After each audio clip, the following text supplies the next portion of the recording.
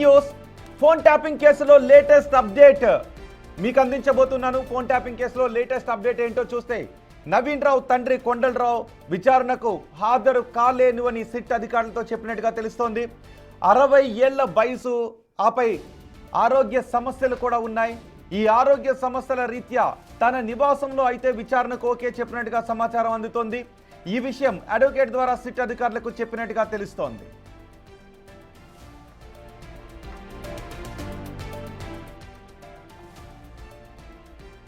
ఇదిలా ఉంటే ఎమ్మెల్యే మాధవరం కృష్ణారావు తనయుడు సందీప్ రావుకు సిట్ అధికారులు నోటీసులు ఇచ్చినట్టుగా ప్రచారం జరుగుతోంది.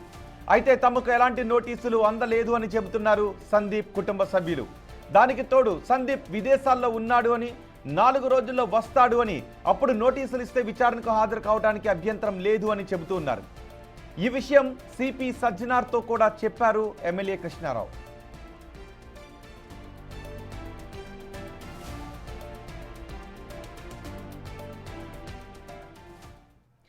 పూర్తి సమాచారం అందించడానికి మా ప్రతినిధి అనిల్ మనకు అందుబాటులో ఉన్నారు. అనిల్, ఈ కేసులో ఏం జరగబోతోంది? నవీన్ రావు తండ్రి కొండలరావు విచారణకు హాజరు కాలేనని చెప్పిన నేపథ్యంలో ఆయన నివాసంలో విచారించే అవకాశం ఉందా? మరోవైపు సందీప్ నోటీసుల గురించి మీ దగ్గర ఉన్న తాజా సమాచారం ఏంటి?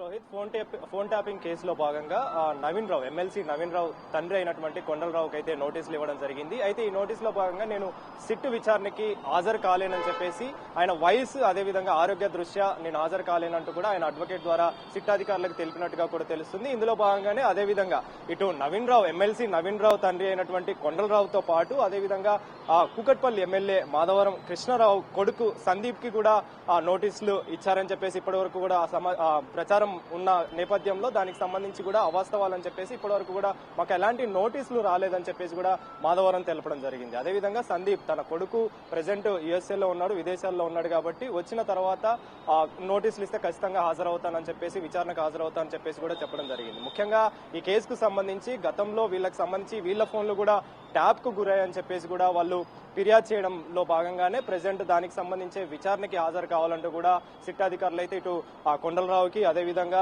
ఇప్పుడు వస్తున్నటువంటి ప్రచారంలో భాగంగా సందీప్ కి కూడా నోటీసులు ఇచ్చే అవకాశం కనిపిస్తుంది.